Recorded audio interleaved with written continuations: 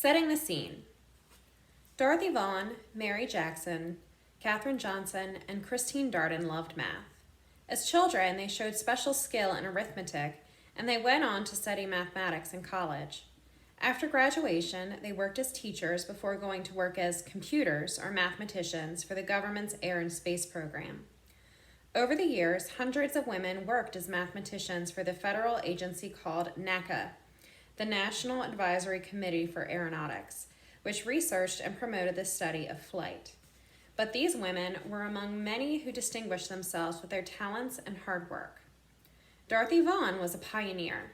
She joined the NACA in 1943, the first year the agency began hiring African American women as computers, and she was the first to be promoted into a management position. She was a role model for other women, and she helped to steer the careers of many talented women who were joining the NACA. Mary Jackson was the first African American woman to move up the ranks and become an engineer at the NACA.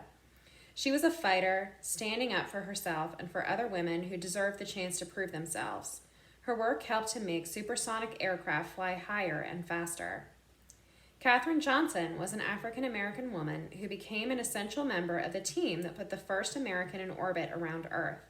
She was a dreamer and an independent thinker who was unafraid to imagine what others considered to be impossible.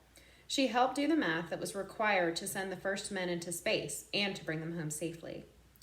Christine Darden was an African American woman who became one of the world's leading experts on supersonic flight. She became the face of the next generation of female space scientists. Her groundbreaking research on predicting sonic booms is still used today.